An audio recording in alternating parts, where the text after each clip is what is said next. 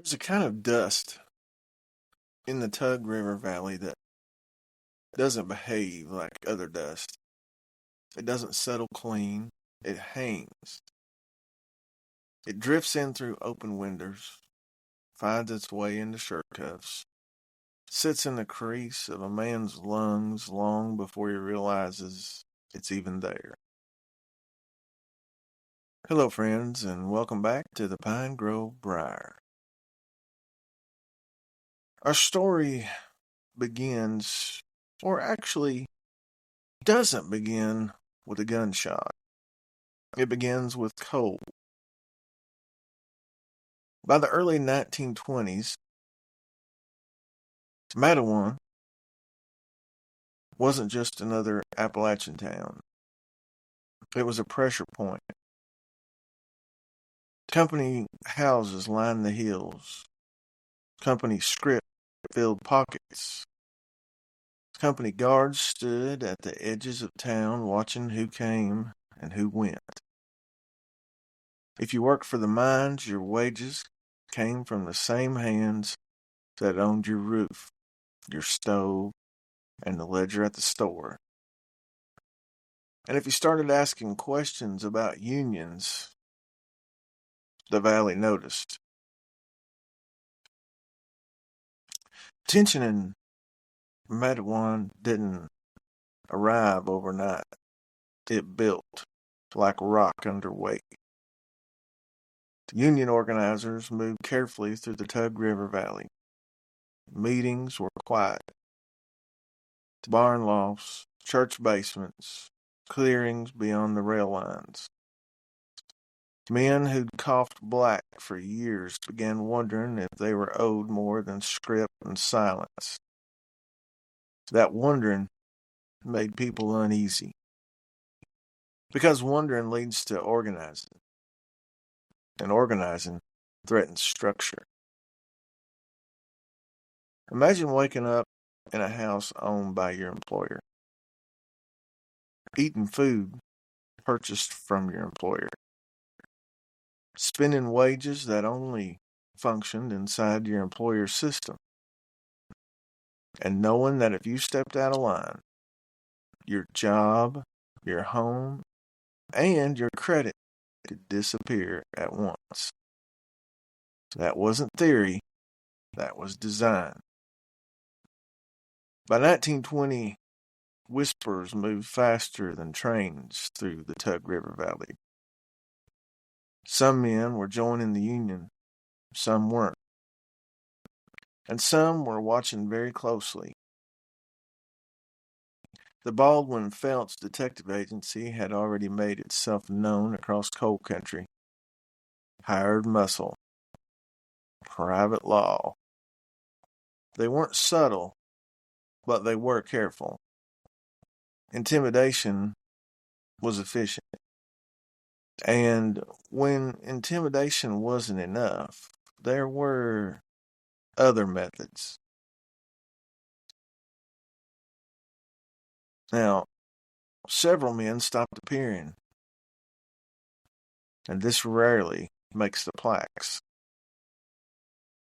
In the years surrounding the Matewan conflict, several men tied, directly or loosely, to Union efforts disappeared under strange circumstances. Rail mishaps, falls, accidents, individually, each plausible, collectively uncomfortable. One case in particular involved a man found dead near the rail line just outside town. Official ruling?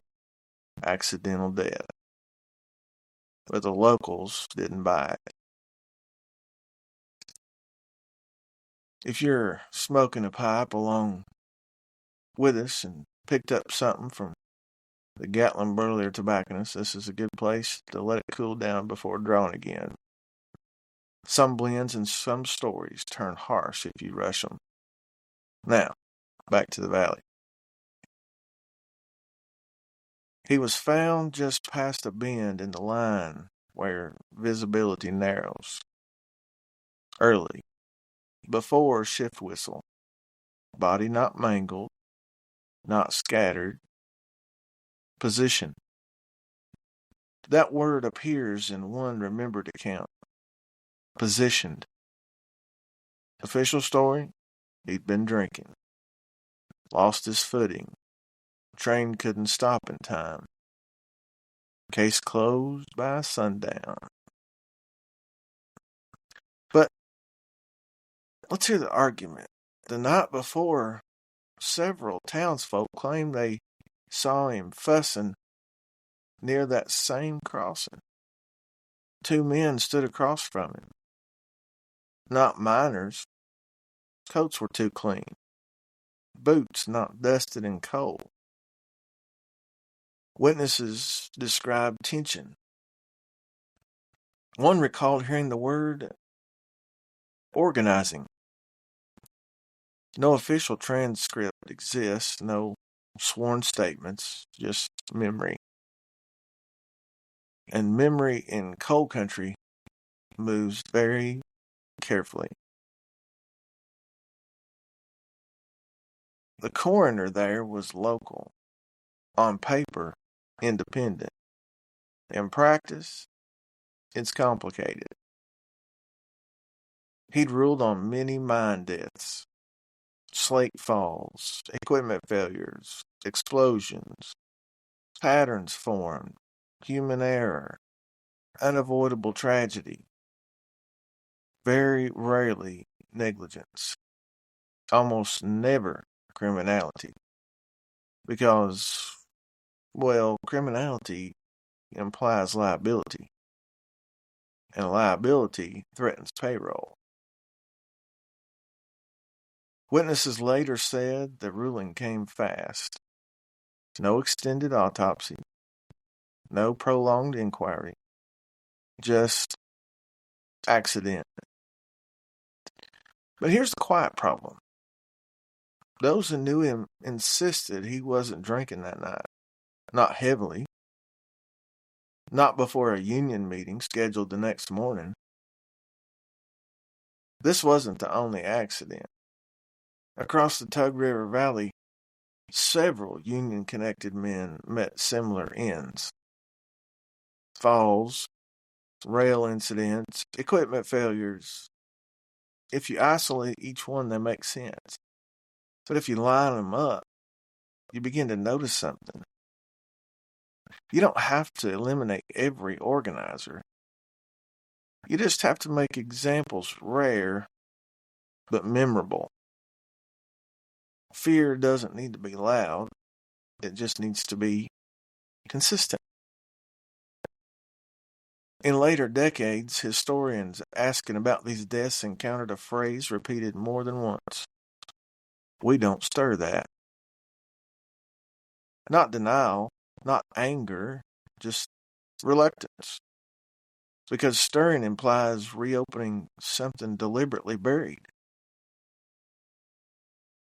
Now, the man's widow stayed for a time, didn't leave immediately, didn't file public complaint. In a company town, protest carried cost. Sometimes survival meant accepting the ruling, even if you didn't believe it. 2 hours of coal dust can make a man hungry.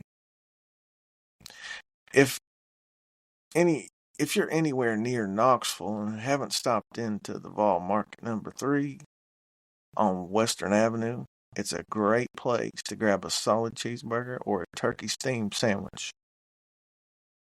Maybe some deep fried pickles, a kraut dog. No fuss, just good food and good people. Now, back to the valley. Matewan carries legend. The famous shootout, the labor struggle, the defiance. But legend polishes. It doesn't dwell on the quieter deaths. Officially, the man by the tracks fell. Officially, there was no foul play. Officially, the matter required no further investigation. And officially, that remains the story. But in the valley, older voices lowered when mentioning men who didn't last long after speaking up. That's where tone shifted. Now, I'm not telling you this was murder. I'm not telling you there was conspiracy written on paper. I'm telling you that the conditions existed, the incentives existed, the pressure existed. And when all three exist at once, accidents become convenient. Coal dust settles slowly. It coats porches, window frames, lungs. Stories in coal country behave the same way. They don't disappear. They settle. And sometimes decades later, someone brushes the surface and realizes there's more here than the official report ever admitted. Before we get too far and I forget, I want to mention Sewell's Woodworks and True Freedom Designs. They make practical, well-built wood and 3D printed pieces. Pipe accessories, gear for folks who still work with their hands or ride out on a razor. Built steady, no excess, just purpose. There's something fitting about the kind of work in a story like this. Steady matters.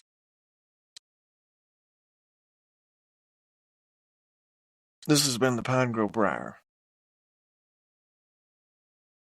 Our story this time isn't about proving anything. It's about understanding how easily truth can narrow when the same hands that own the mines help write the reports. Let the fire burn low. Until next time, keep your pipe lit and your powder dry.